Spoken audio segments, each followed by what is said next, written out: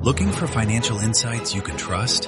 How do you protect yourself as an investor? What's the strategy? I think it's really simple. I think you just want to be diversified in your portfolio. The Payne family brings real-world experience to every conversation. Well, I think that's the problem right now is, right, a lot of people that are close to retirement, they're taking so much risks. And if we do get a big sell-off, it could derail their retirement. Listen to the Pain Points of Wealth on the Red Apple Podcast Network. The Dick Morris Show. Entertaining and informative on the Red Apple Podcast Network. Welcome to the Dick Morris and Doug DePiro Show, sponsored by the Patriot Gold Group.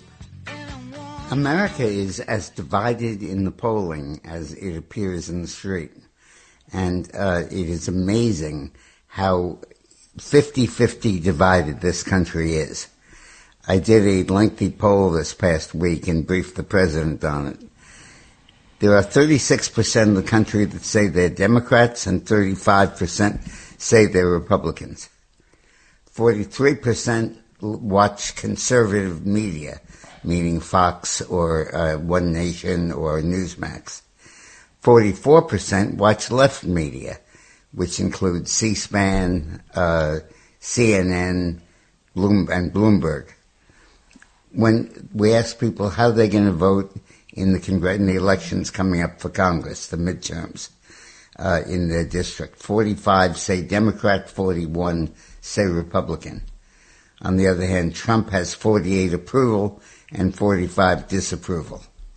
And of course, the vote in 24 was Trump 45, Harris 43. So can you imagine more evenly divided country than that? Unbelievable. The 36 Democrat, 35 Republican, 43 conservative media, 44 left media, Trump's approval 48-45. This is a country completely and totally split down the middle.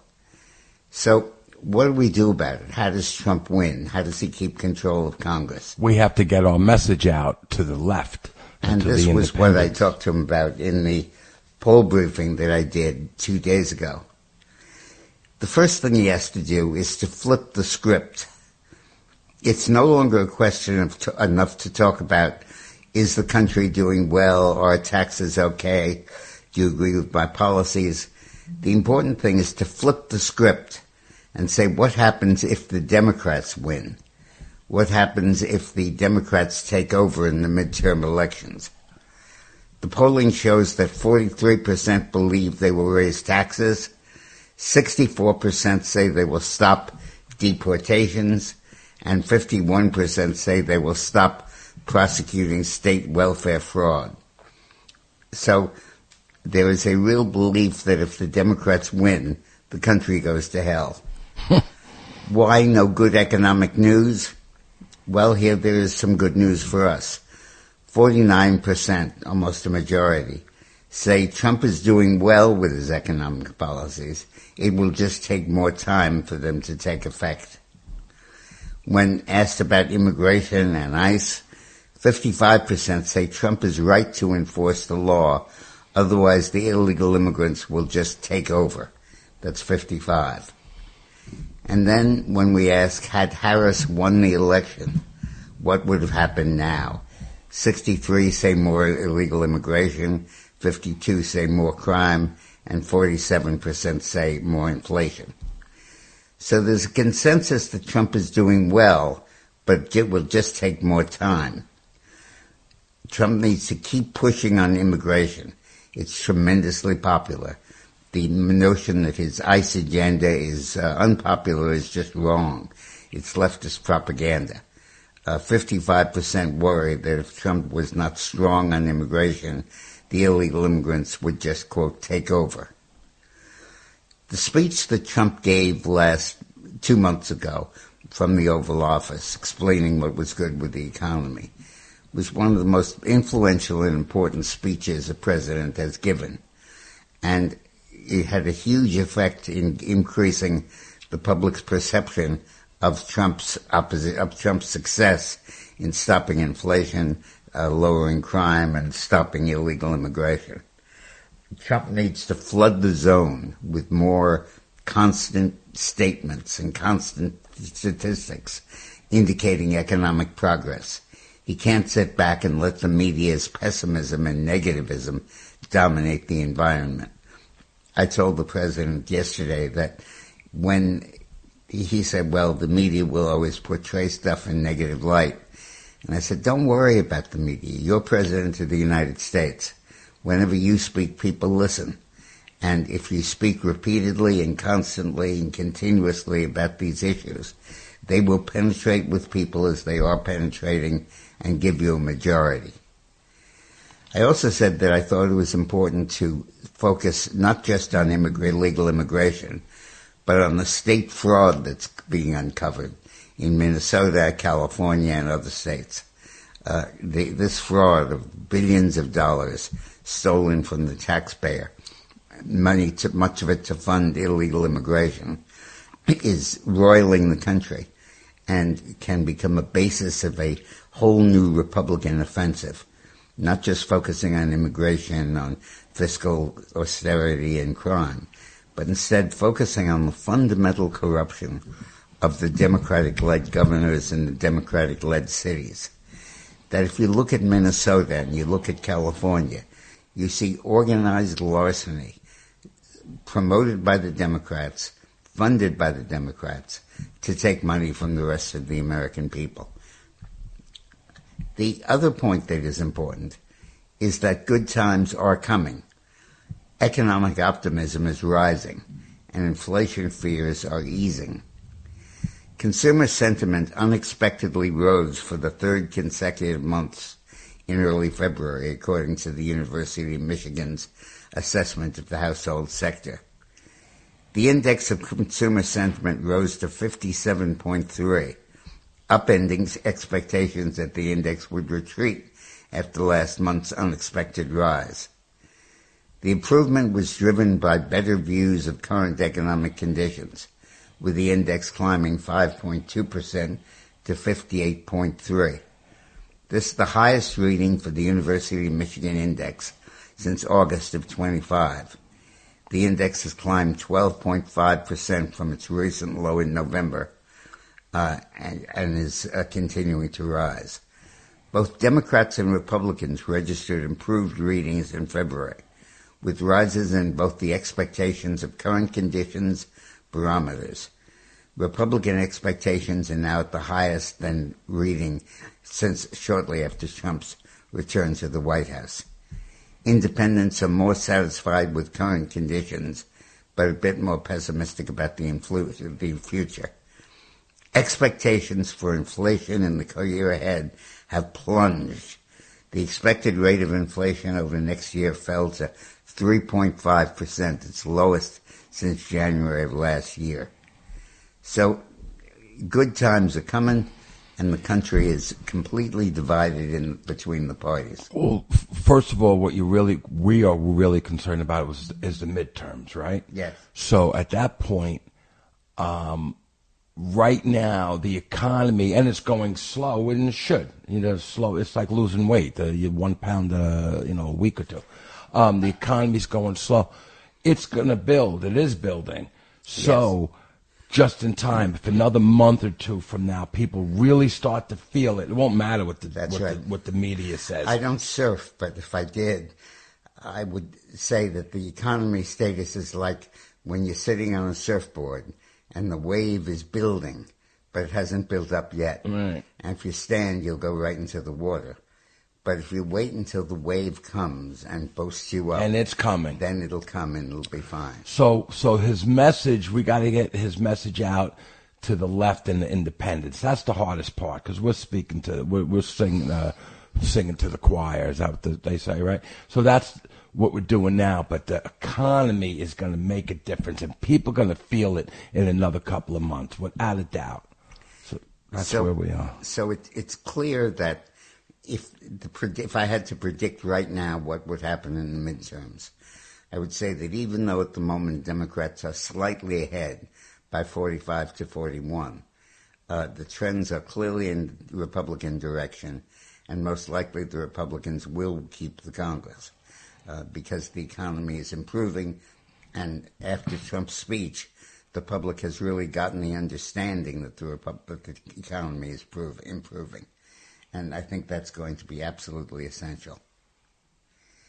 Let me just, the call-in number, by the way, let me just throw this out there, is 800-848-9222. 800-848-9222.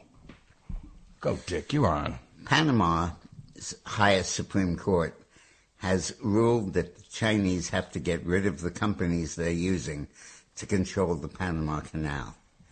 The Chinese currently have leases on the facilities at each end of the canal.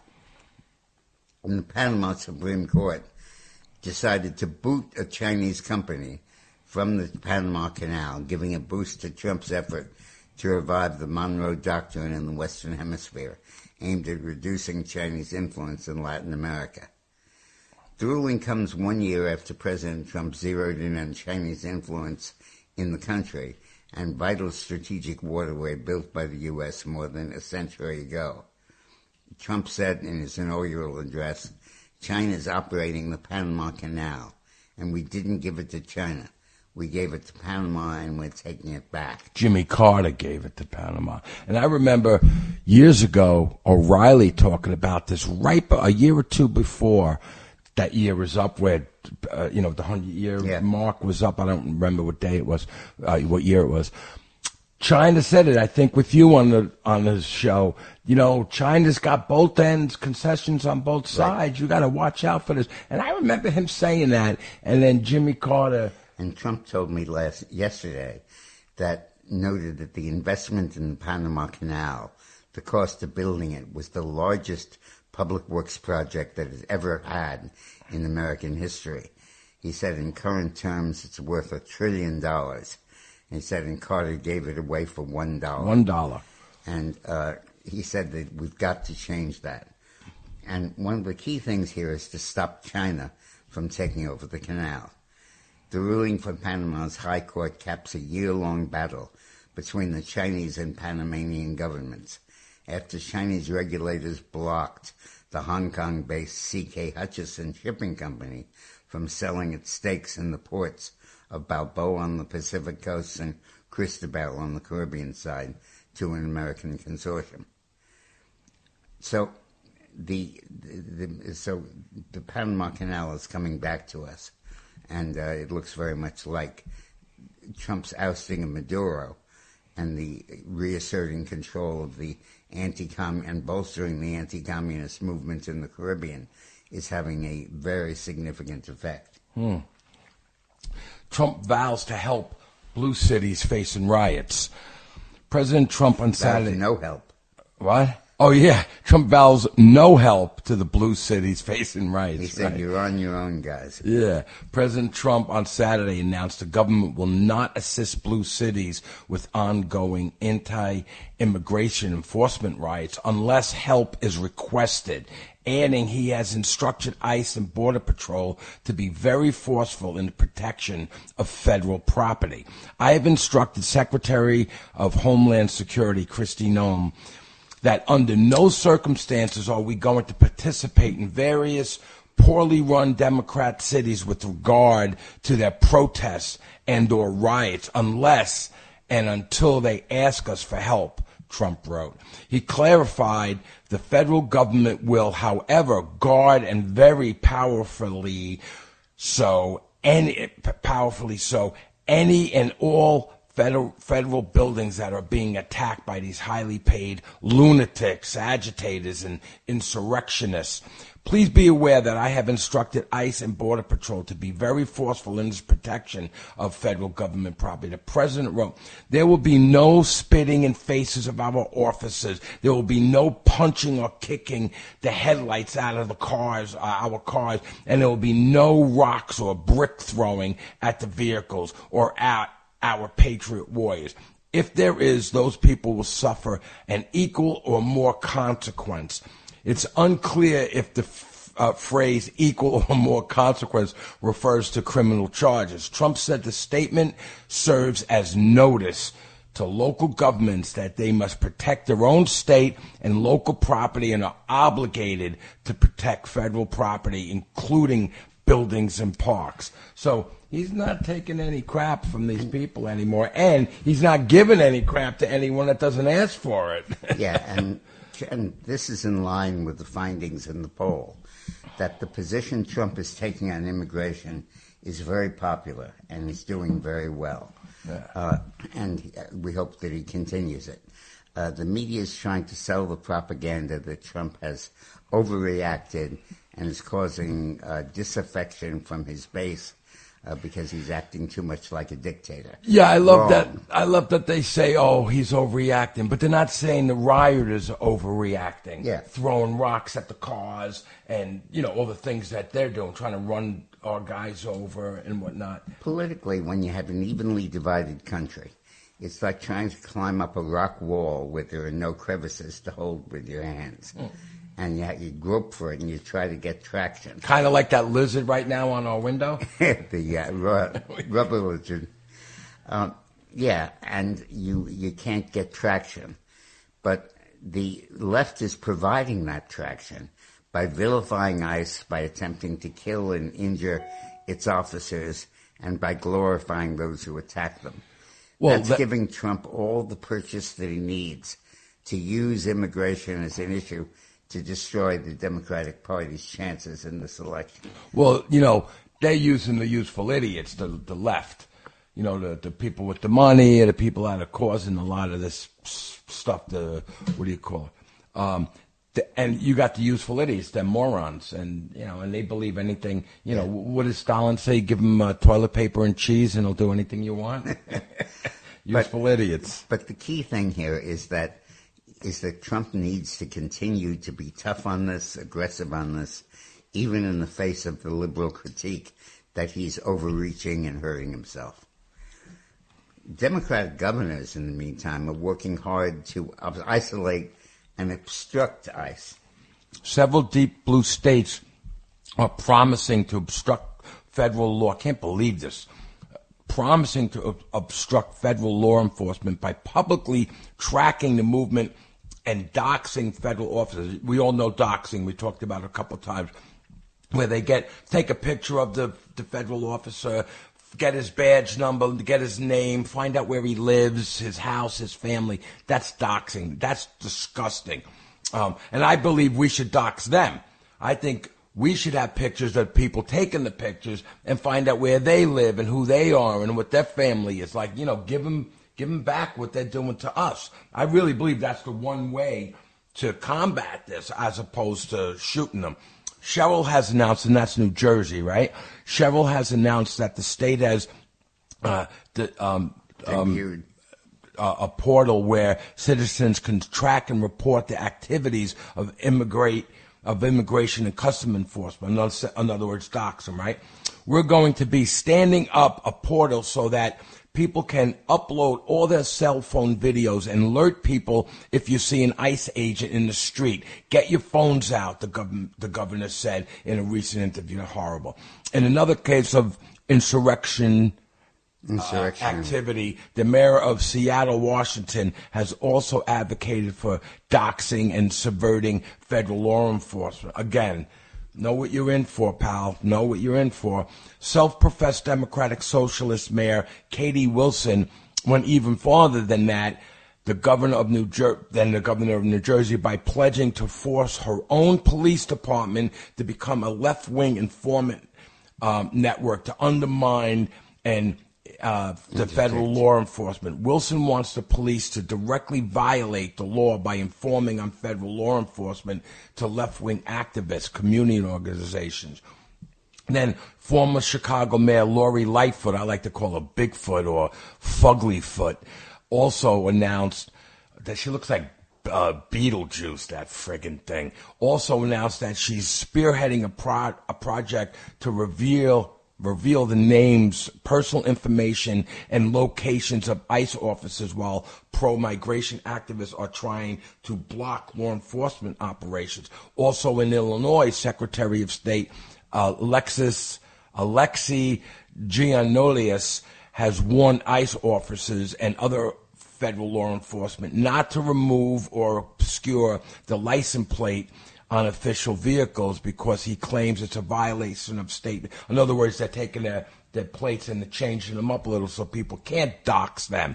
And this person, Giannakoulis, whatever his name is, who worked for his failed family bank, which was seized by the Illinois Department of Financial and Professional Regulation in 2010. And he said that flipping license plates or altering them in any way to avoid detection by government agents is prohibited in Illinois. And no one, including a federal agent, is above the law. Oh, but the people throwing rocks at the car are not above Yeah. the law. They're okay, though, right? That's right. The state's radical Democrat governor also announced an effort to thwart legal federal law enforcement actions by launching a commission aimed at hampering ICE. Florida's Ron DeSantis, who's great, ripped his fellow top state executive with a cogent point about hypocrisy of the left. When Biden refused to enforce immigration law, we were told that states couldn't enforce those laws because it was a federal function, DeSantis wrote. Now when Trump is trying to enforce federal immigration law, these same people say it's fine for states to do that. That's not a problem. Listen, we're going to have to take a break in a minute. I was doing my homework here earlier, and I was speaking to a cop in Delray at this bagel place. And I told him about this story.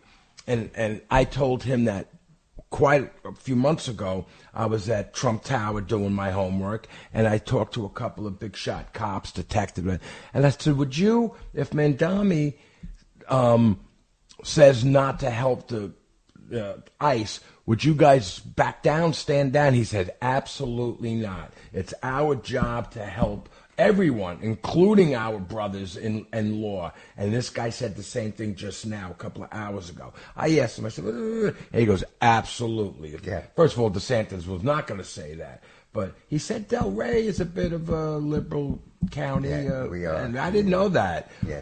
I didn't know that. You know, I spoke to a guy last week, a cop. You know, I'm always there and they're always hanging out. And I said, oh, you are having a cushy job. You're like from Westchester, New York. They don't have to do anything or whatever, or Connecticut, right? He goes, absolutely not, man. We got a guy stabbed somebody yesterday and somebody ran someone over last week. You know, there's stuff going on. Yeah. Anyway, we're going to take a break and we're going to talk about The Lincoln Riley Act. Act. This is great and horrible at the same time. Okay, when we get back. This is the Dick Morris Show on 77 WABC.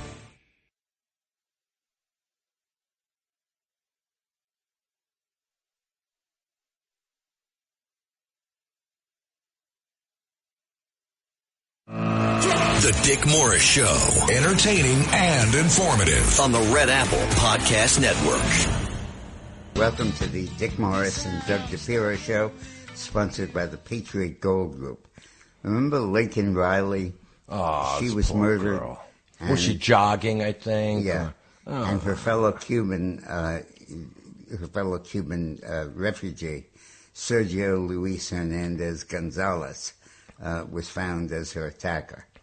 Go ahead. Among the Lincoln Riley Act arrests, according to the DHS, is Cuban illegal, who Dick is talking about right now, Cuban illegal alien Oracene Lazo, who has convictions for homicide, willful kill with a weapon, robbery, and robbery street strong arm. Robbery street strong arm is when someone doesn't have the weapon, but he grabs you and he roughs you up to steal your stuff. That's what that is. Her fellow Cuban, Sergio Luis Hernandez Gonzalez, has convictions for a whopping 17 counts of larceny, 2 counts of burglary, 2 counts of selling cocaine, resisting an officer, vehicle theft, fraud, and robbery. It's ridiculous. He's a very law-abiding citizen. Yeah, very law-abiding. Law-biting. As for Iraqi illegal alien Hamid Abduliman al-Nasser, he was convicted of procuring a prostitute who was a minor, possession of narcotics equipment, larceny, and drug possession. Authorities also charged him with aggravated assault with a weapon, embezzlement, and fraud, per DHS. Venezuelan Horby Joel, or who cares, Suarez, is convicted of aggravated assault with the weapon. These are just a few of the worst defended by Democrats but arrested by the Trump administration. This is the problem. Why can't they see? They hate Trump so much that they don't want to see this. That's what this is about. Yeah, but the voters are different. The important thing here is that the voters are realizing that unless Trump takes a strong stand against illegal immigration, they're going to take over. That's a quote. And 55% of the voters agree with that. And 41% agree that if the Democrats won, they would stop deportations and stop enforcing the law. I was just going to say what we talked about before. After this story, we should talk about, imagine if Biden was still here or Harris is here now. Exactly. And this is why this is happening, but how much worse it would be because we wouldn't be stopping these guys. Exactly. And Biden and Trump needs to flip the script so that it's not just how great he's doing, but how terrible it would be if the other side won.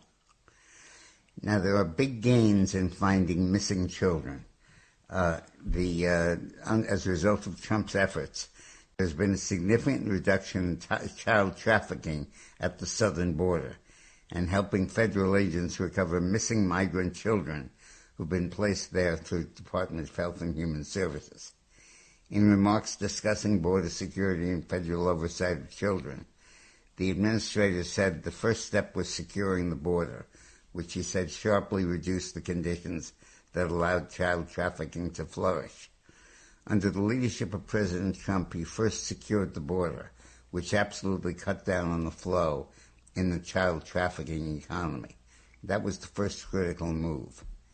The administration then focused on leadership changes within the Office of Refugee Resettlement, and the next critical step was to put new leadership at the Office of Refugee Resettlement, which is part of HHS.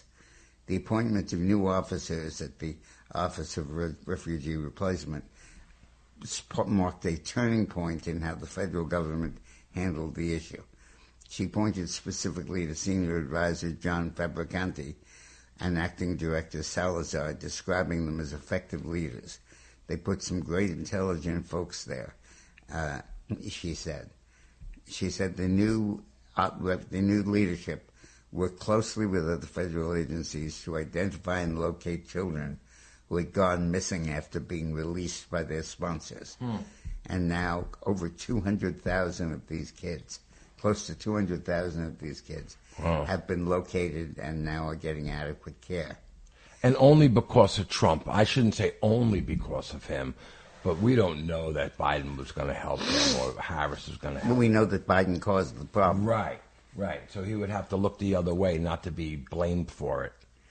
Now, red states throughout the country are planning to cap their property tax revenues. A growing number of states are considering sweeping proposals to eliminate property taxes for homeowners as rising home values push tax bills higher and fuel voter anger in an election year, the Los Angeles Times taught it. Republican-led efforts in states including North Dakota, Georgia, Florida, and Texas aim to ease the burden on homeowners though critics warn the plan could shrink revenue by billions and threaten funding for schools and local governments that rely heavily on property taxes. Supporters argue that property tax undermine true ownership, particularly when unpaid bills can lead to foreclosure. No one should ever face the loss of their home because they can't pay the rent to the government, Georgia Republican House Speaker John Burns said. Florida Governor, a great Ron DeSantis, said eliminating property taxes is a long-term goal, with lawmakers weighing a plan to phase out non-school property taxes on homeowners over a decade. In Texas, Greg Abbott has called for ending school property taxes, while North Dakota is using oil revenue to steadily reduce tax bills. This reflects a very interesting trend, which is not just to talk about property taxes, but to talk about property taxes for anything other than schools, and then to zero in on that with a view toward limiting those taxes. Right. So that, because previously tax limitation for property has meant defunding education. But what they're now talking about doing is breaking out on the tax bill the amount of money that the municipality is getting for its bureaucracy and the amount that the schools are getting to operate. And in Texas, Abbott has called for ending school property taxes. Yeah. You know, DeSantis has proved across the board that you don't have to have all these taxes to run the state. You know, you can run your state with other monies coming in. Not everyone is convinced the idea is workable. Adam Langley of Lincoln Institute of Land Policy warned that eliminating property tax could prove disruptive. I don't think so. I think the complete elimination is him. I think the complete elimination of the property tax for homeowners is really good to be very difficult in most states and localities around the country and undesirable in most places, Langley said. North Dakota has made the most progress. The state expanded its primary resident tax credit to $1,600 a year, wiping out property taxes for 50,000 households and reducing bills for nearly 100,000 more. It works, and we know we can build on it to provide even more relief to get property taxes to zero for the vast majority of North Dakota homeowners. Governor Kelly Armstrong said. Georgia's proposal will eliminate $5.2 billion in homeowner property taxes, but require a constitutional amendment, legislative approval, and voter support. I don't know if they're going to get that. Yeah, but so what's going on is I don't know how this is going to work. Yeah. What do you think? Increasingly, the Trump administration is having an effect on state and local government. One part of it is opposing income taxes in states that don't now, in states that just adopted them. Right. Connecticut, where Betsy McCoy is running for governor, is a very important example of that. And what's our little bumper sticker with Betsy? Well, we said if you don't like the taxes Lamont is imposing, vote for me or get out. Yeah, right. Something like that. That's right. Because Lamont's taxes or move out. Something we got to figure it out. And the point is that there's increasingly a movement to cut the income tax or to not have an income tax. Right. And coupled with that is a movement to cap property taxes so that we're not going to be subsidizing massive local government. We have to go to a break now, and when we come back, we'll talk about the impact of the new Federal Reserve Chairman, Warsh, and talking about Kevin Warsh, and talking about his cutting of assets at the Fed. The Dick Morris Show on the Red Apple Podcast Network.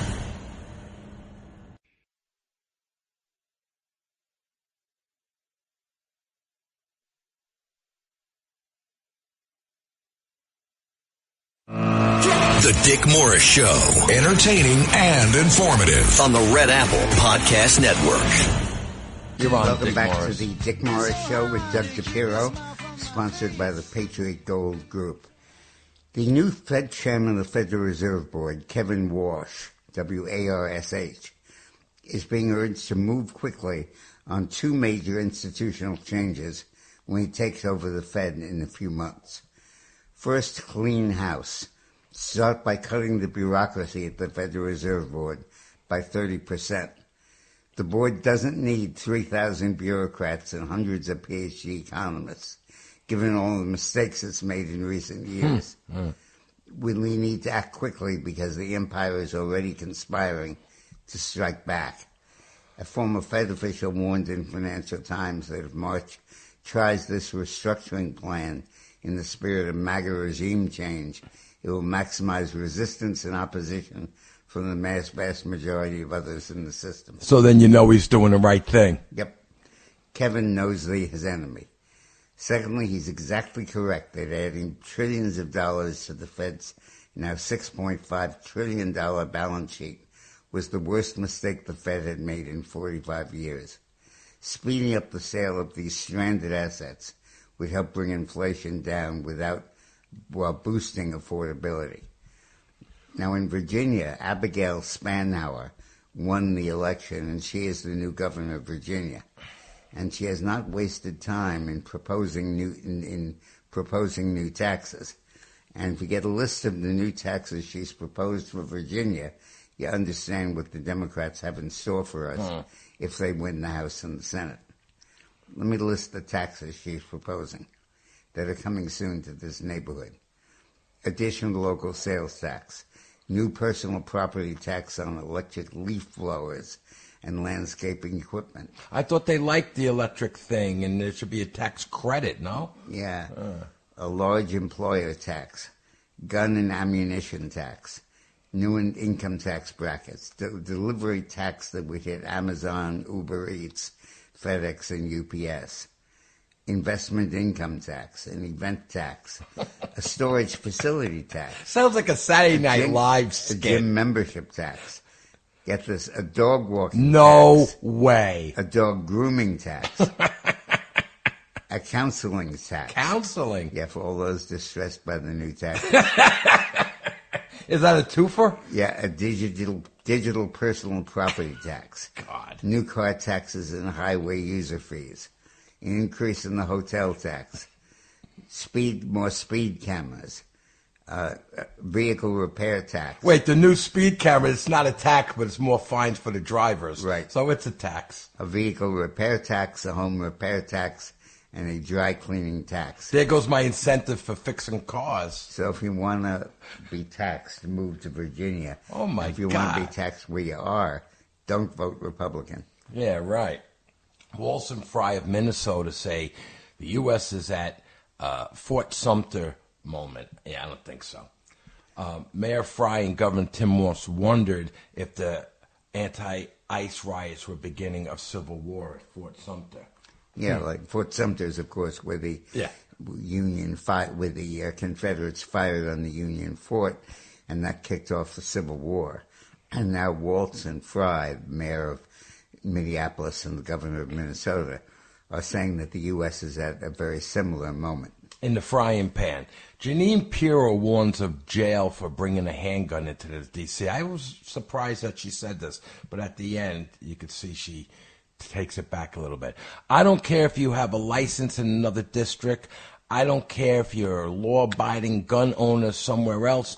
You bring a gun into this district, count on going to jail, and hope you get that gun back, Pirro said. Where she, at news, at Fox News, where she's previously hosted the show. But less than 24 hours later, Pirro attempted to reframe her earlier comments, writing in a social media post that she is a proud supporter of the Second Amendment. Washington, D.C. law requires handguns to be licensed in the district with the Metropolitan Police, so you have to be licensed there. Yeah, she was saying if you're licensed somewhere else, you're not walking into my town, right?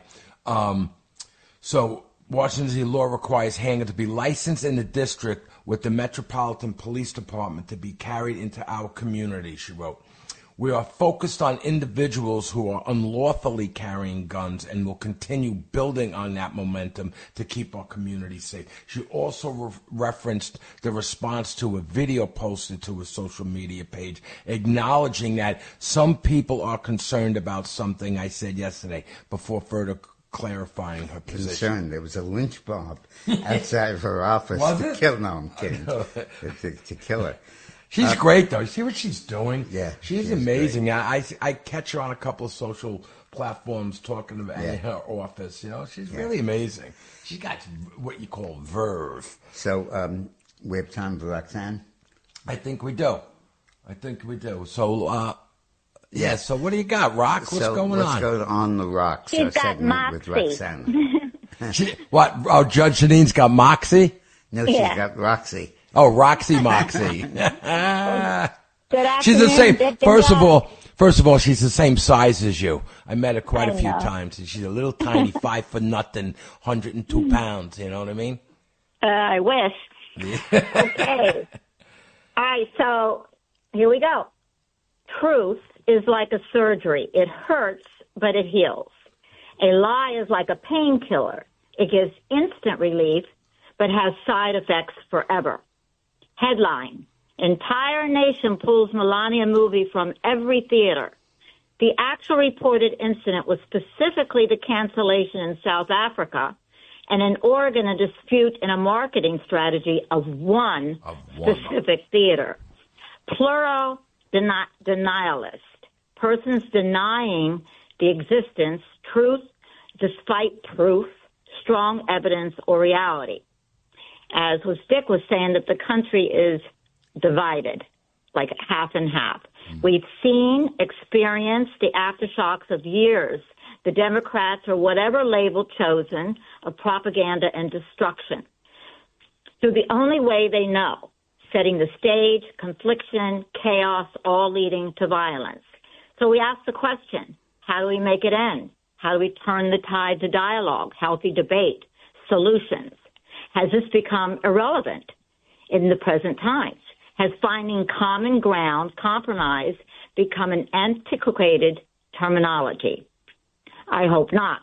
If Charlie Kirk, as one man, was able to create a platform stimulating the mindset of our youth to other possibilities, are we to believe the adults voted in blue states don't have the capacities to stop using their power for further division, unrealistic agendas that only cause further harm? Are we to approach this constant bombardment of such ridiculousness that if it didn't cost the lives of the innocent, it could be called ostentatious, a vulgar display of performing, exaggerated actions of bad actors, theater that most would walk out in Act One? Once you remove their audience, the show would shut down. If only it could be that simple. So what's the answer? For the media to stop covering them? For the public to disengage? Unfortunately, we can't. The stakes are too high as a country. I personally pray the majority of the United States is not full of denialists, but of realists, patriots, bearer of witness, those who accept and confront the most difficult realities where we are now. If my tone sounds discontented, it is, but not without hope, faith in President Trump or the American people as a whole.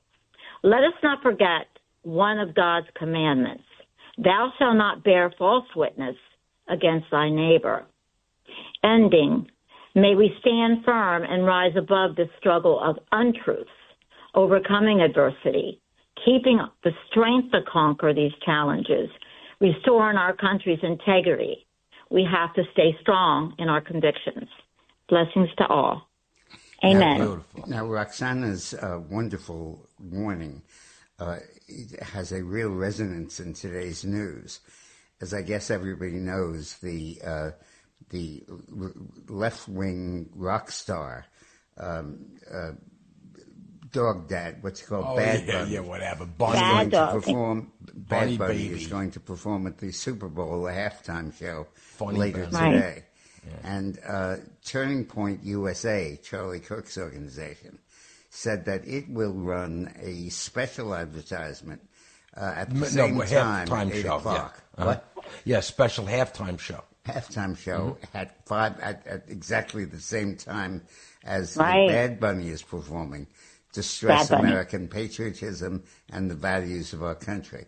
So watch the Super Bowl, but at 8 o'clock, turn to Turning Point USA for their halftime show. We should figure out where that is and how that is, because I don't really know how they're doing it. Okay. All right, we got to take a break. We'll try to figure out when that is, how to get to that station or what it is. All right, when we get back. The Dick Morris Show on the Red Apple Podcast Network.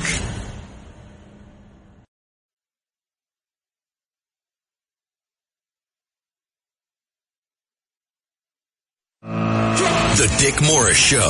Entertaining and informative on the Red Apple Podcast Network. So if you're not interested in getting propagandized about how bad the United States is and how terribly it treats Hispanics, but that Bad Bunny is going to feature on the Super Bowl halftime show. Bad Bunny.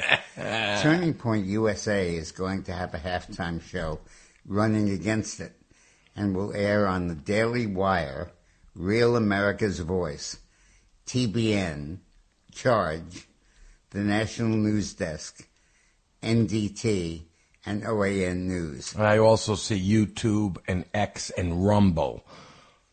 And it'll air on Rumble, YouTube, and on Charlie Cook's show on YouTube and Rumble. Yeah, I'm going to switch to that. And it'll talk about the good things about America, in particular, the Latino community. Not the Bad Bunny claw? Yeah. The Turning Point USA halftime show start time will be about 8 p.m. or 90 minutes after kickoff.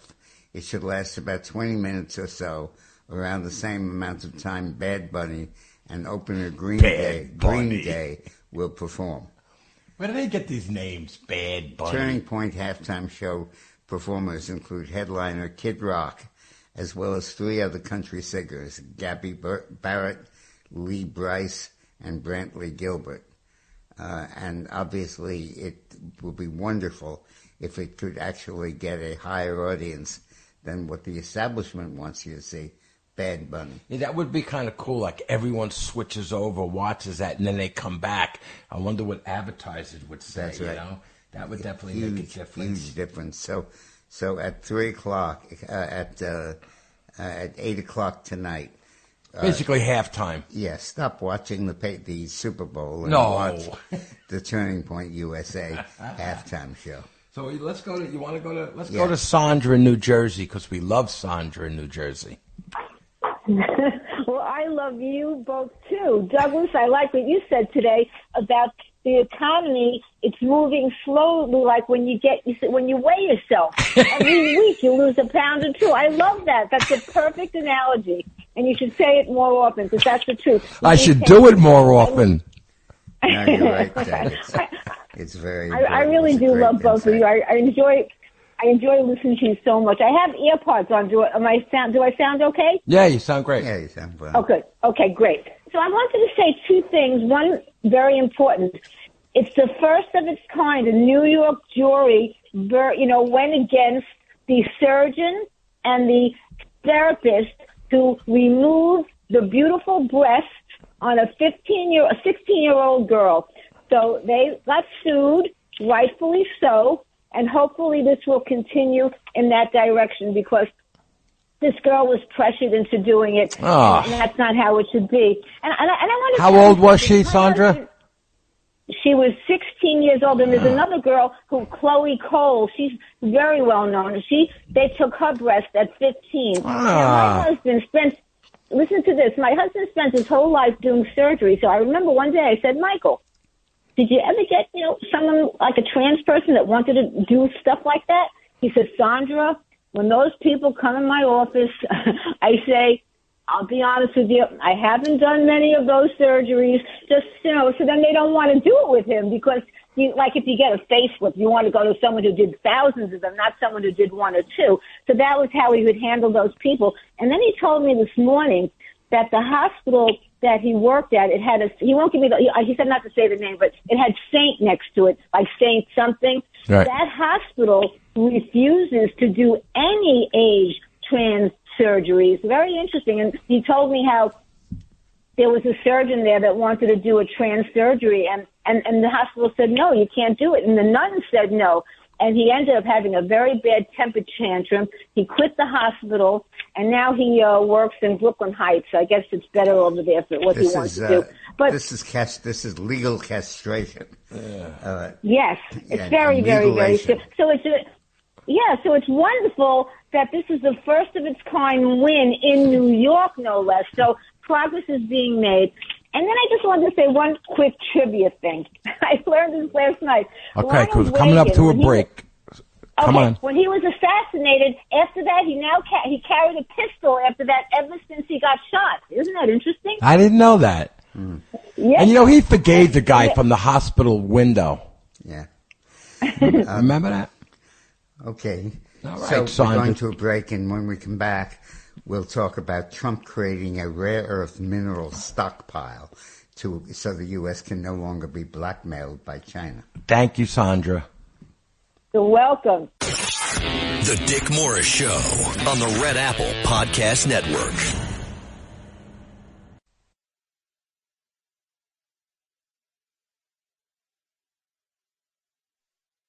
The Dick Morris Show, entertaining and informative on the Red Apple Podcast Network. Welcome back to Dick Morris and Doug DePiro Show, sponsored by the Patriot Gold Group. It was disgusting earlier in the year when China and Trump had come to a deal on trade and on tariffs, and China announced that it was going to hold up the export of rare earth minerals, which would cripple the U.S. electronics industry, smartphones, batteries, and other technology.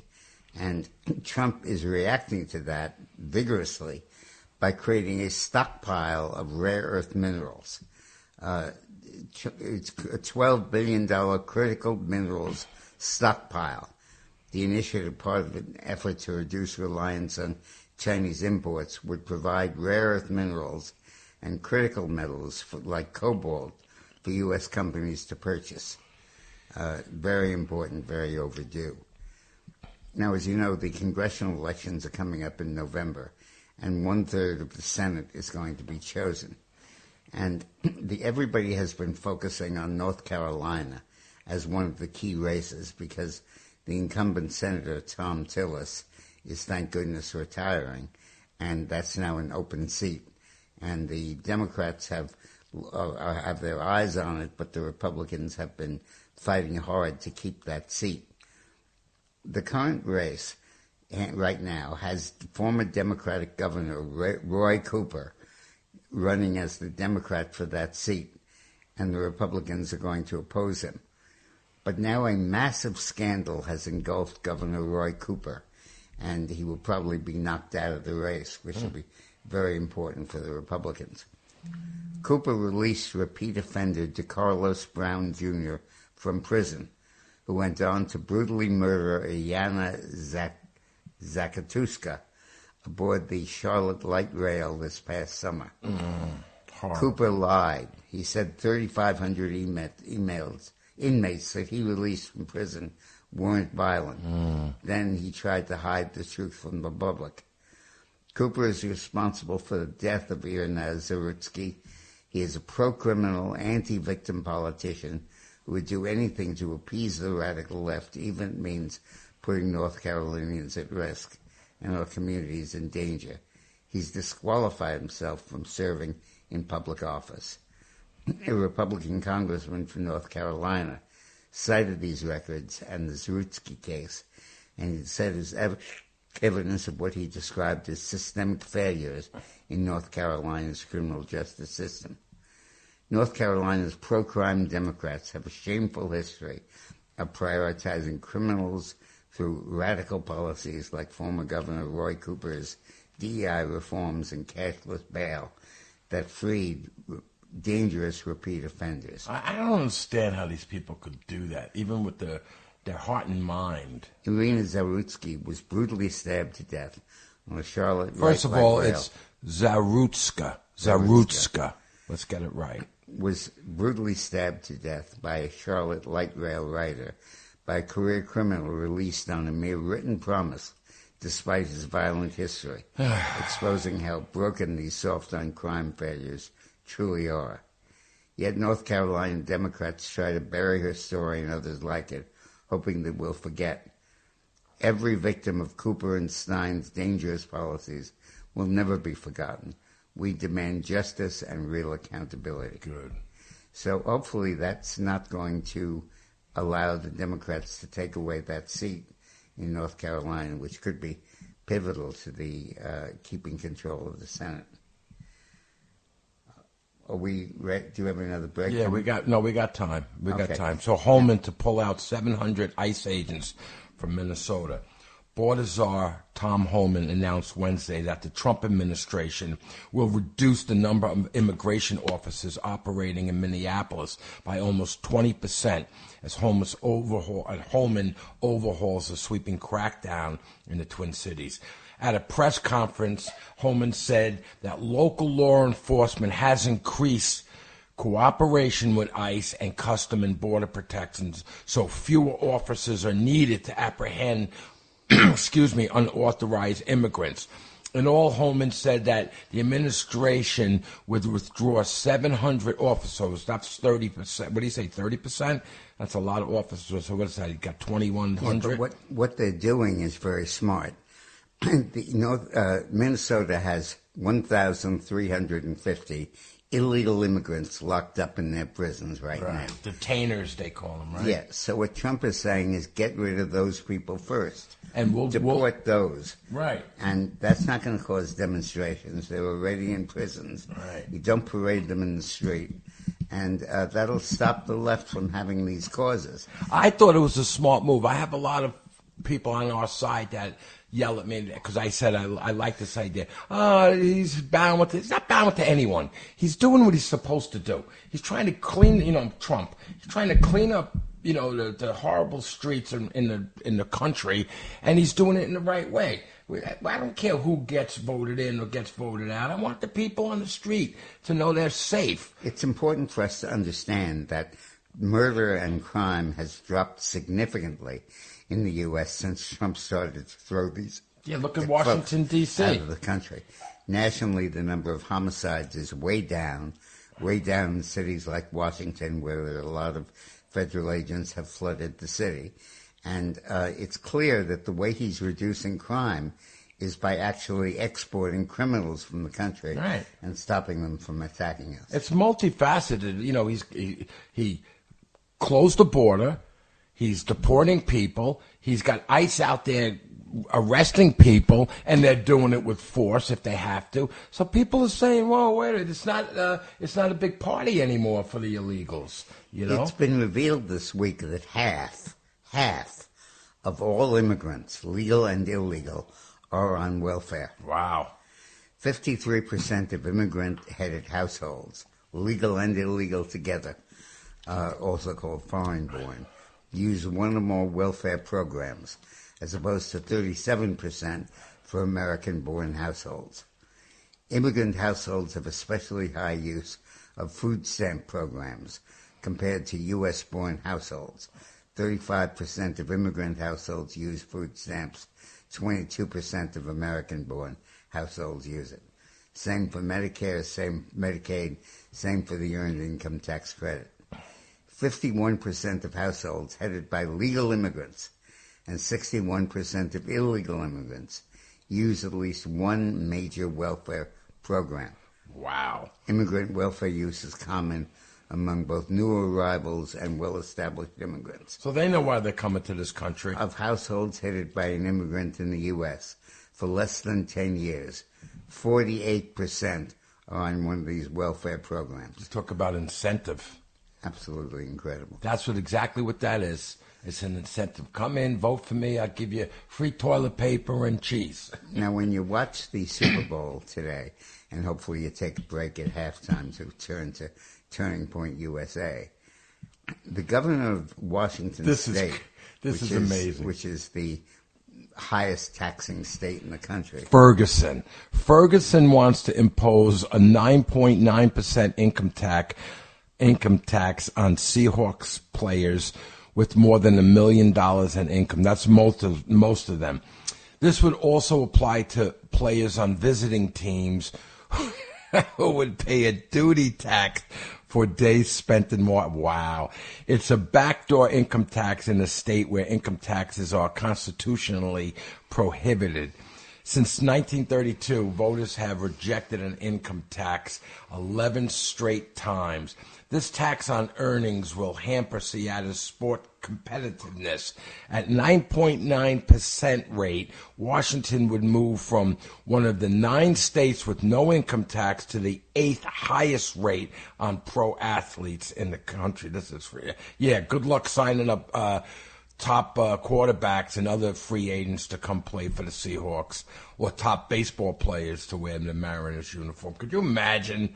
Taxes have consequences. Yeah, that's right. Votes have consequences, or elections have taxes have consequences. Can you believe that? That's crazy. It's incredible. Wow. Trump to kill Mamdani free buses. The Trump administration is proposing to bar large cities from providing free bus transit if they receive federal funds, a move that could jeopardize transportation programs nationwide and serves as a direct challenge to New York City's potential transit, because the buses are going to be homeless bathrooms, as what a lot of people say, right? The Transportation Department hopes to include the measure in an upcoming surface transportation bill, which requires congressional approval according to the draft proposal. Under the draft legislation, transportation agencies in areas with populations of more than 200,000 and fleets of more than 100 buses would be required to charge a fare. If they refuse, federal funding administered by the Federal Transit Administration would be withheld. Why should we subsidize their bus service if they're not willing to pay admission to use it themselves? Right. Why are we giving exactly? Yeah. This policy would help ensure the largest federally supported systems are safer and more adequately funded by users, the document says. The proposal notes that the fare-free policy can result in an unsustainable finance for the agency and potential safety issues, citing reports of disruptive passengers on, sure, you get it for free, what do you care? You know what I mean? And the point was made by somebody who called in a couple of months ago that when you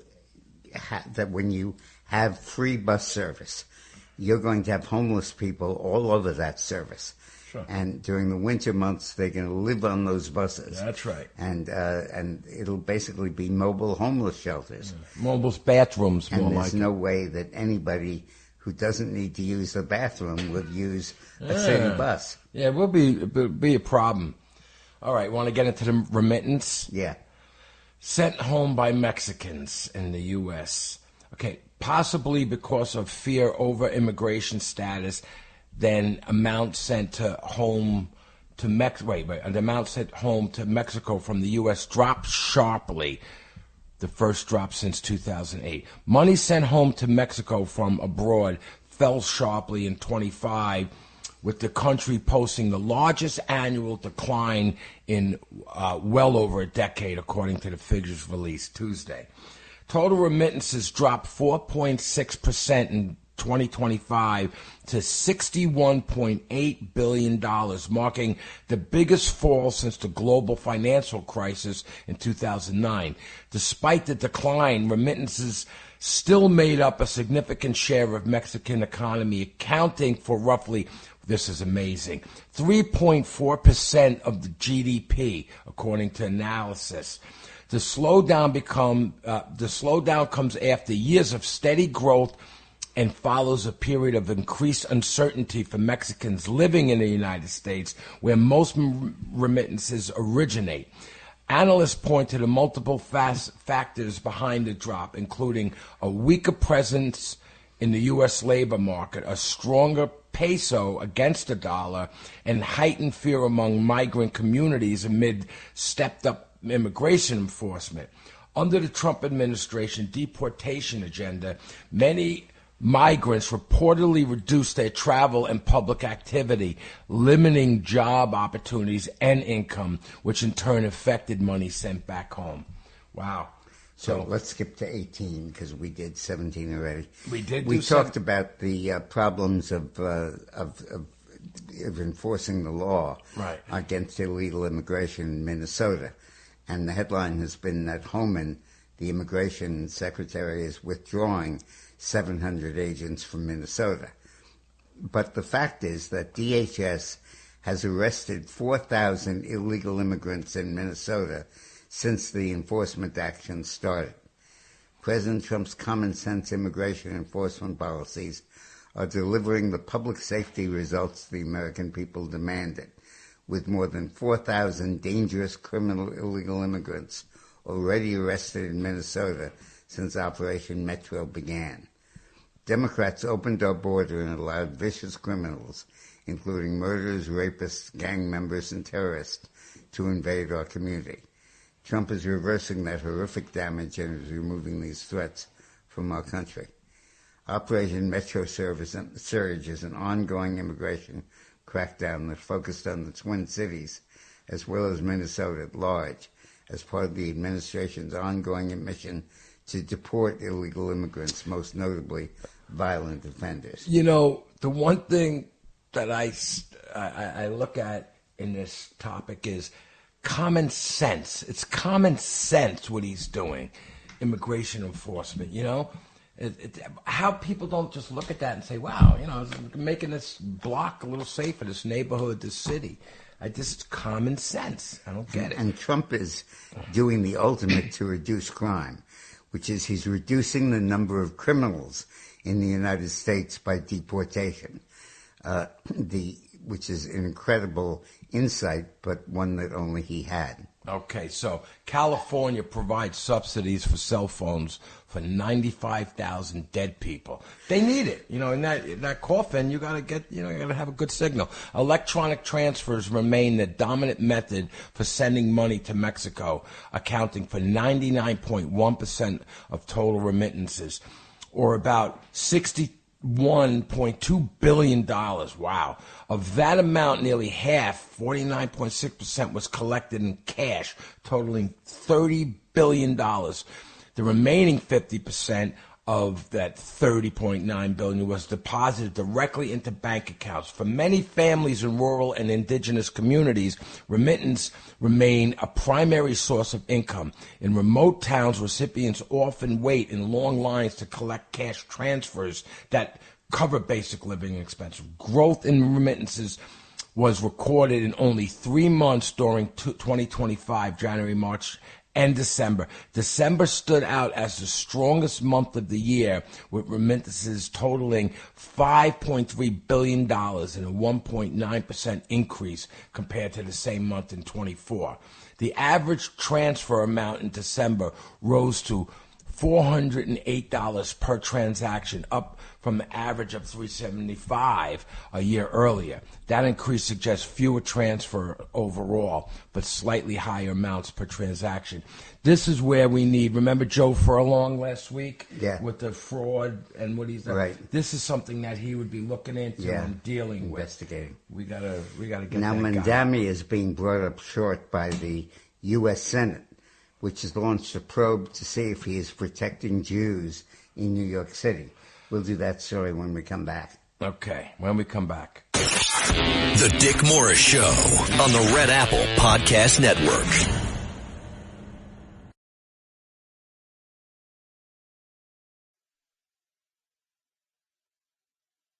The Dick Morris Show, entertaining and informative on the Red Apple Podcast Network. Welcome back to the Dick Morris and Doug DePiro Show, sponsored by the Patriot Gold Group. And Mandami. The U.S. Senate panel launched a probe Wednesday of New York City Mayor Zohran Mamdani's administration, citing serious concerns about rescission of executive orders related to anti-Semitism and boycotts of Israel. Senate Health, Education, Labor, and Pensions Committee Chairman Bill Cassidy wrote a letter to Zohran asking whether the scrapping of the order would hamper the enforcement of civil rights law, thus risking the revocation of $2.2 billion in federal funds. Anti-Semitism is not an abstract concern in New York City. It is a lived reality for millions of students and residents, and its consequences are very serious, Cassidy said.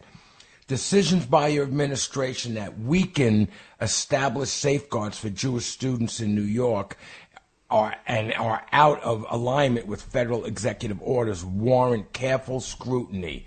This guy is a real creep, I gotta tell you right now. Oh, Mamdani. But it's going to get worse. And you know, people are just going to see it. I wonder if the people that voted for him, that can't stand him, are actually going to say it. No, they won't. They'll just wait till next election. The big scene in international affairs, I think, is switching to Cuba. I think that as a result of the arrest of Maduro, the Cuban regime is next, and its days are limited. Right. Trump has signed an executive order declaring a national emergency over threats to America posed by Cuba as a state sponsor of terrorism. Trump, as part of his maximum pressure campaign on Cuba's communist Castro regime and to counter its malign influence, established a process to impose tariffs on any country providing oil to Cuba, which the rogue communists desperately need to keep the nation's barely functioning infrastructure working. The president is addressing the depredations of communist Cuba's regime by taking decisive action to hold the Cuban regime accountable for its support of hostile actors, terrorism, and regional instability. For over 6 decades, the Castro regime has turned Cuba into a key supporter of dangerous terrorist groups like Hamas, Hezbollah, and Colombia's FARC. In 1982, the U.S. included Cuba in its list of state sponsors of terrorism. Since then, Cuba has been on and off the list, but Obama has often taken them off, but then Trump put them back on. And then Biden took them off again. Yeah. And now Trump put them back on again. In addition to sponsoring international terrorism, the Cuban regime has supported and received support from some of the world's most notorious anti-U.S. regimes, such as Russia, Iran, and Venezuela. In the case of Venezuela, its socialist regime provided the Castro regime with constant supplies of oil in exchange for ideological, logistical, and other forms of support to help establish and reinforce its own authoritarian regime at home, such as allowing Cuban military presence in Venezuela and providing protection to Nicolas Maduro, who did not trust Venezuelans with his own security. Yesterday, Doug and I had a meeting with President Trump and President Tito Asfora of Honduras, who we had worked to elect. Mm-hmm. And Asfora said... No, I think we got him elected. Yes. So Asfora said that there were over 200 doctors in Honduras. Right. Phony doctors, no certificate, not Cubans. able to do anything, who were Cuban, who were basically foreign agents planted in Honduras to bolster the left-wing regime. And they were fake surgeons and doctors. It was unbelievable. But Trump said he's going to put Marco Rubio in charge of Cuba. He'll be the next president or leader of Cuba. But that'd be fun. Trump is throwing those Cubans out of Honduras. Yeah. And he's increasingly really cutting the power of those Hondurans. The economy. No, we talked about that one already. Good. Oh, yeah, we did that first The time. Palestinian Authority has decided to spend $300 million this year in payments to terrorists, pay to slay. Oh, they have to eat too, Dick. You come on. You kill some Jews, you kill some Israelis, and the Palestinian Authority will pay you, and most of that money comes from the U.S. and the UN. And while that's happening, the UN is running out of money as a result of U.S. funding cuts by Trump. Trump slashed money to agencies he called wasteful and pressured others to pay their share. The UN says operations are at risk, but the U.S. plan calls them management mess, not a money problem. The UN says it's nearly out of money, pointing a finger at unpaid dues and big cuts from America. UN leaders warn many programs could be shut down without more cash from members. Good luck, guys. We're minded. Lots of luck to you. Rock to rock. Trump launches an FCC investigation of the TV show The View. Oh, my favorite show. Trump administration is said to be investigating ABC's The View over allegations that it doesn't provide equal treatment for political candidates and parties. Of course they don't. I call it the spew. A source at the Federal Communications Commission reportedly said the agency is examining the fake news morning programs amid a crackdown on a rarely enforced rule designed to limit political bias from broadcast TV. The show's female panel, which includes former Trump administration advisor Alyssa Griffin, is famously critical of the president and his allies. The FCC's probe reportedly hinges on the Communications Act of 1934, which calls for networks to give equal time to all legally filed candidates on a ballot regardless of political party. That's why I call it the spew. The law was enacted to prevent broadcast stations from offering one-sided programming. It does not apply to cable channels or other forms of distribution. The theory here is that the government owns the airwaves, and the government will allow networks like ABC, NBC, and CBS to use those networks, but only if they are politically neutral and do not attempt to use that for electioneering. Policy has not been rigorously enforced, and the agency said this week that it would now start to formally require TV networks to adhere to statutory equal opportunity requirements. If a broadcast station permits any legally qualified candidate for public office to use its facilities, it shall provide an equal opportunity to all other legally qualified candidates for that office, the FCC wrote. The agency said exemptions can be granted for what it described as bona fide news programming, but that the idea of having programming that's motivated by partisan purposes will no longer fly. This could take The View off the air. The spew. And could sharply reduce the presence of left-wing media. You know, I don't hear any laughter in the audience when I say stuff like that. They can't laugh because there are no mics. Oh, they can laugh. This is radio. They could laugh. Yeah. The spew. Come on, that's funny. Trump launches Trump RX web. This is great. I don't want to ever he's taking that. He stays up 20 hours a day, and he don't take anything. This guy drinks his Diet Coke.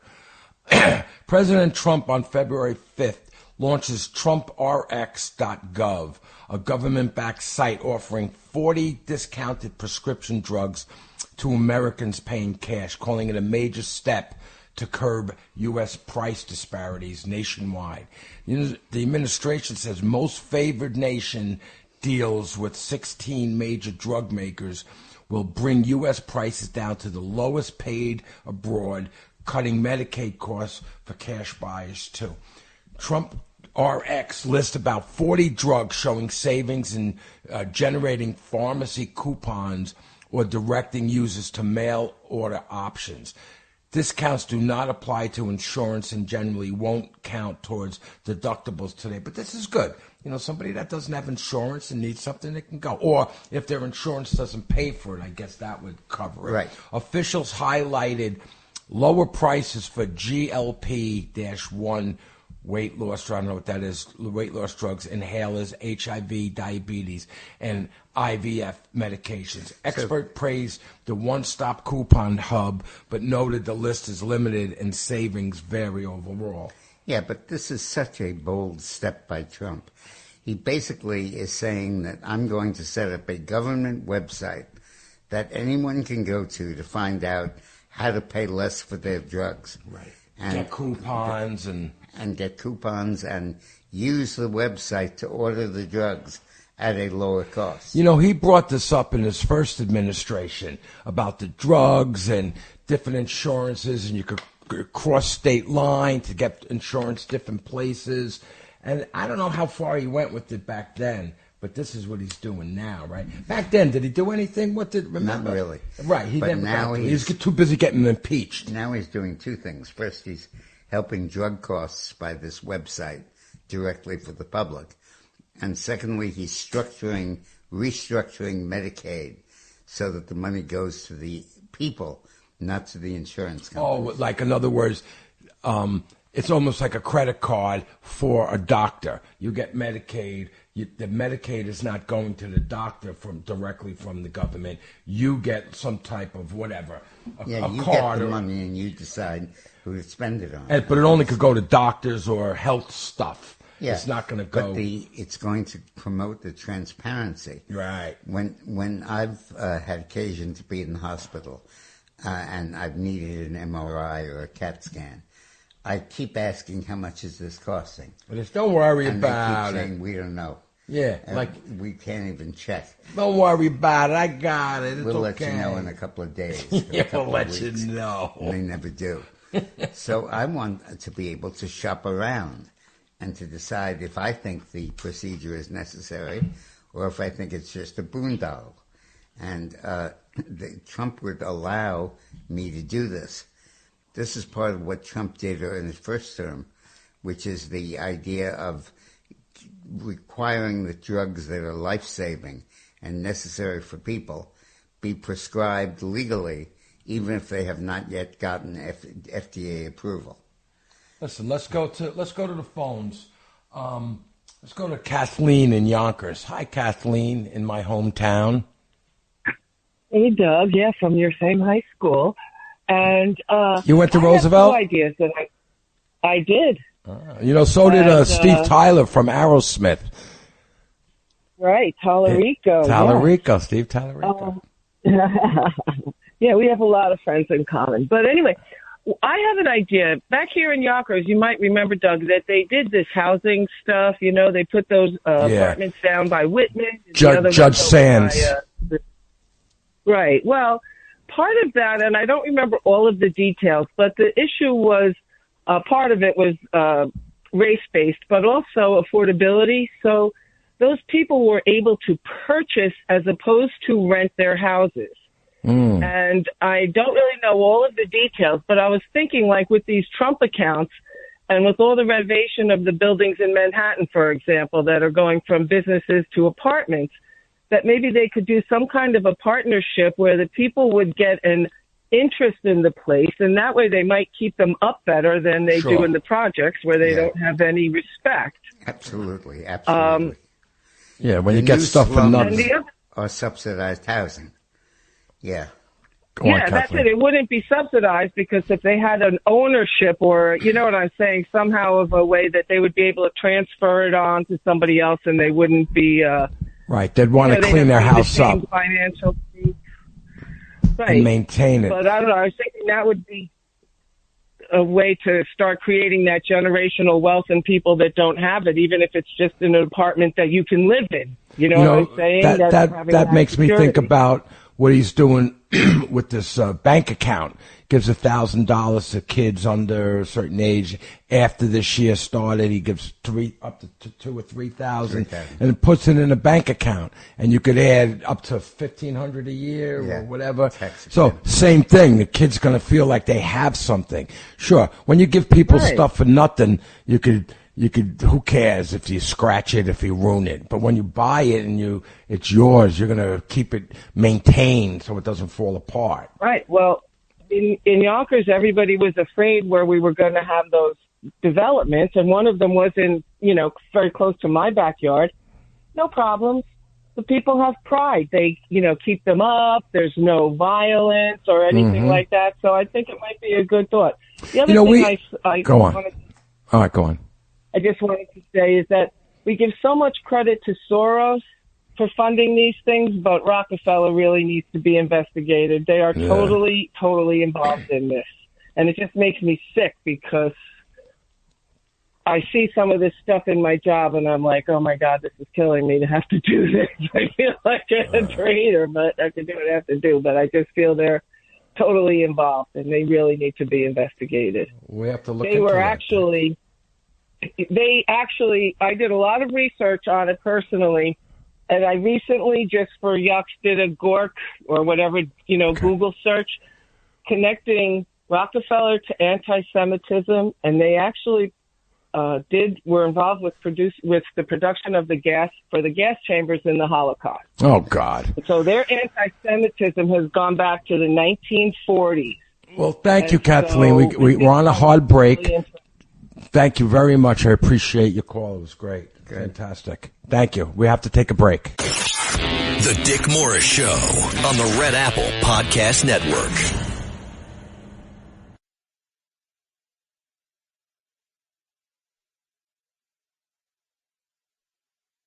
The Dick Morris Show. Entertaining and informative on the Red Apple Podcast Network.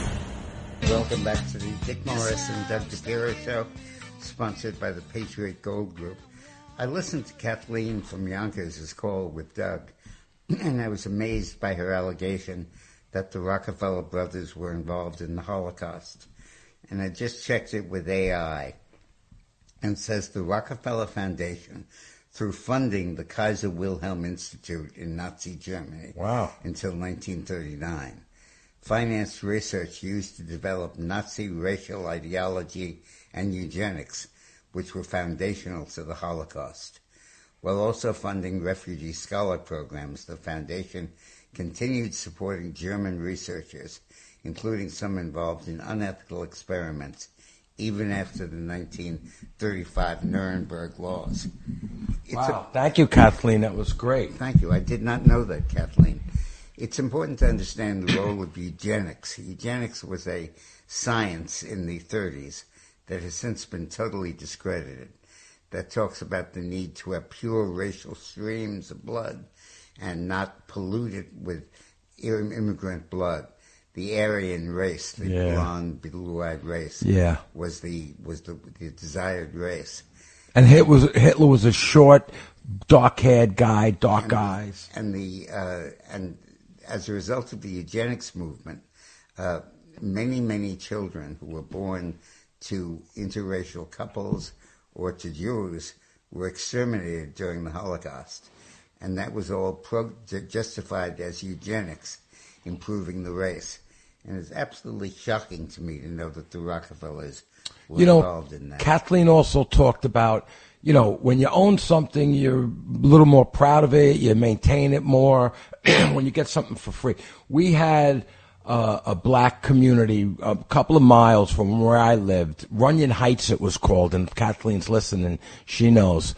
And they were great guys. We had a community further down in Yonkers that they were getting all their free stuff, and it was in the hood. Runyon Heights, I don't know if they owned it, but they were proud people, and all the guys from Roosevelt that I knew, all the black dudes, they were all good guys, you know what I mean? And I remember thinking that because I went down to South Yonkers to a special school for art, and it was a different world. But Runyon Heights, right over the railroad tracks, the fathers were home, and it was just great. And I just wanted to touch on that because it proves that I used to paint motorcycles all the time, custom bikes. And once in a while, I did a bike, and I was charging a lot of money back then, $5,000 for a stupid paint job, right? And once in a while, a friend of mine, I would paint it, and I'd do it for nothing. I gave him a $5,000 paint job. And then I see him 6 months later, he's leaning on, he doesn't care if he's great. If he paid $5,000 for that paint job on that bike, he wouldn't be leaning on it with his keys hanging off his belt over, you know what I mean? So there is a difference when you get stuff for nothing and you have to pay for it. So that was great. Let's take another call. But before we go on, let me answer again what Kathleen said. Okay. According to the David Rockefeller website, prior to the First World War, John D. Rockefeller established the Rockefeller Fund in 1913. Part of the social change was an elaborate and well-funded series of programs. The fund supported eugenics even after it was discovered that the Nazi eugenics program was designed to shun and denigrate Europe's Jewish population. In the years leading up to World War II, extensive finance was being pumped into German eugenics programs by the Rockefeller Brothers Fund Foundation, Carnegie Foundation, and the Harriman Railroad Foundation. The Rockefeller Foundation specifically helped fund the program that Joseph Mengele worked in before he went to Auschwitz. In 1926, Rockefellers donated $410 million to hundreds of German researchers. And in May of 1926, Rockefeller awarded $250,000 to the German Psychiatric Institute of the Kaiser Wilhelm Institute. Among the leading psychiatrists at the institute was Ernst Rudin, who became director and eventually the architect of Hitler's systematic medical extermination. Wow. You know, he must have been friends with Henry Ford, because Henry Ford used to put literature in his Model T, I think. It was back in 1910, 1914. You know, Nazi literature in the back seat of his Model T. This is what I heard, and I actually did see that also. Incredible. On some history thing. Thank you, Kathleen. I had no idea about this. That was great. You got to call in again next week. Okay, let's get Dominic. Patrick from Indiana. Hi. Hey, yes, Patrick. Yes, I think that President Trump should have done in the first month of his presidency what he's doing now with holding the view to the 1934 law that's seldom used. But back then he should have taken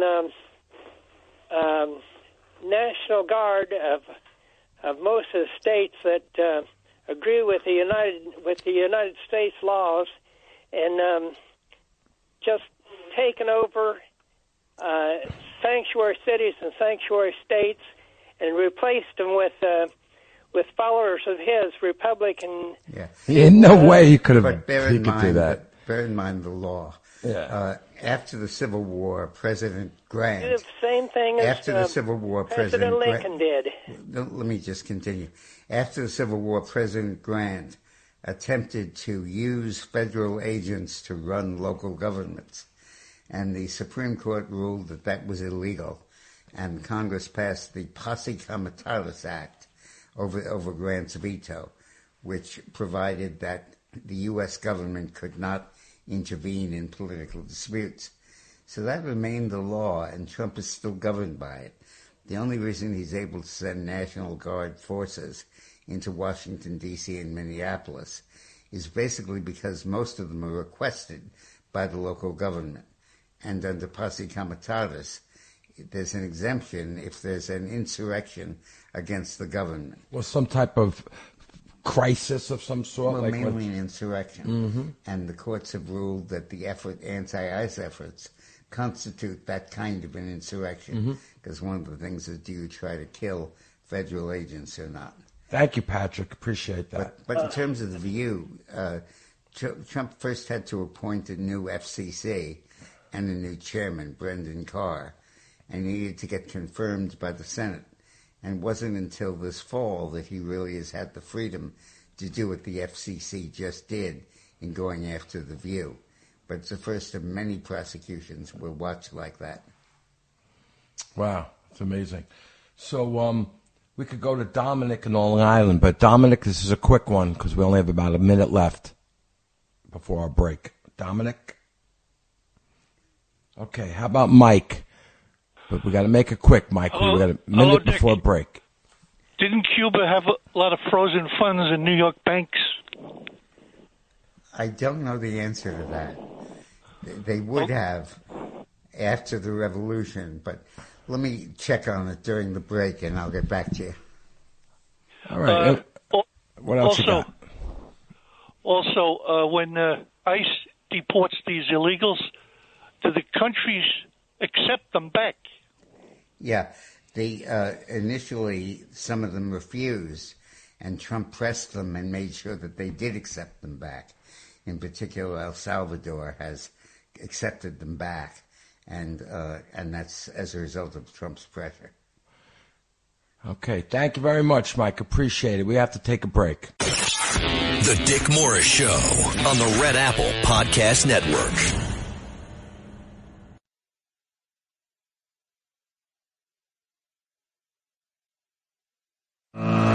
The Dick Morris Show, entertaining and informative on the Red Apple Podcast Network. Hey, welcome back to the Dick Morris and Doug DePiro Show, sponsored by the Patriot Gold Group.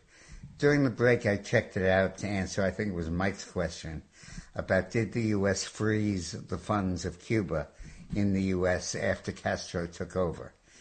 And the answer is yes. The U.S. government froze Cuban funds and assets in the U.S. shortly after Castro took power. What's that, 59? 59, right. And then in 1960, then in the Obama administration, he instituted a thaw in relations, and in 2015 loosened some of those restrictions. But many of the sanctions were reimposed by the Trump administration and remain in effect today. So, yeah. But the fact that Cuba's been able to survive is simply because the communist countries of the world have let it survive by providing aid. And by threatening sanctions against any country that keeps Cuba alive, Trump is really pulling the plug on that stuff. Interesting. Okay, let's go to Jim in New Rochelle. Hey, Jim in New Rochelle. I lived there, too, for a while. Hey, Doug and Dick, what a great honor to be with you guys. I've listened to you for years. And there was a rumor, Doug, that you used to hang out in Carlos more than Roosevelt High School. I don't know if that's true or not. I did all the murals and all the artwork in Carlos since I'm 12 years old. You heard about that rumor, huh? How great is that? Well, I love Yonkers. I'm from a city called Worcester that's a lot like it. But I built 28 homes in Yonkers. Really? Interest-free, no down payment, 9 in the hollows. And every town and city should be building small, tiny homes for the next generation, just like Levittown yesteryear. And you guys hit it. When ownership goes up, crime goes down, and education goes up. Sure.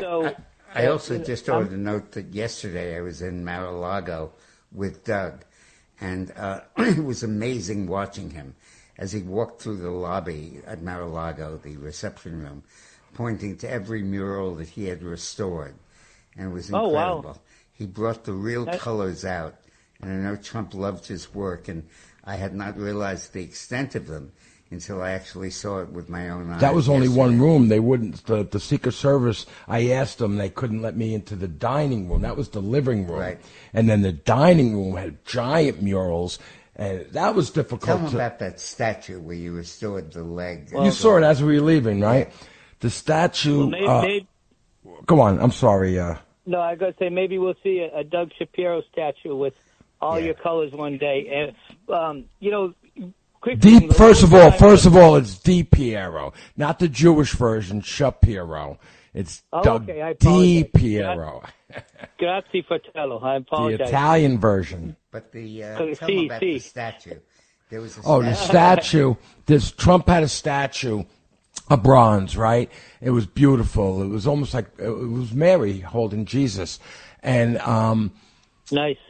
Somebody clear coated it. And you can't. Anyone listening, don't clear coat bronzes that are outside. You want to clear coat them on the inside of a house. Sure, you shouldn't do it anyway, because what happens is moisture gets in between the clear, and then it's not a true patina. You get it looks like rust spots. It doesn't look like that beautiful patina you'd get on a bronze. You're like the present day Da Vinci. Thank you. The name of my company is... I don't say that lightly, and I love real quick. The name of my company... Lowest crime in the Bronx is Co-op City. Yeah, really?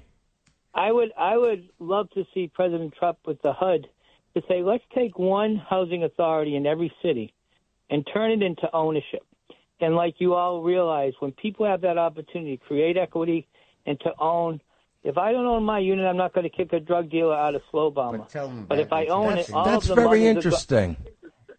I've been thinking and praying about that.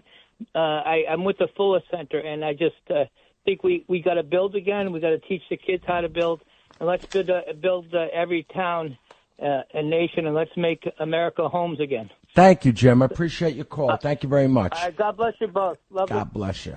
So, you want to hear about my statue, yeah, Dick? Dick's pushing me on to tell you about the statue. So it's a bronze statue, and somebody clear-coated it, who knows, 50 years ago. I don't know. And the patina I shouldn't even call it a patina. It was horrible. It looked like dark black rust spots, but it was just bad patina.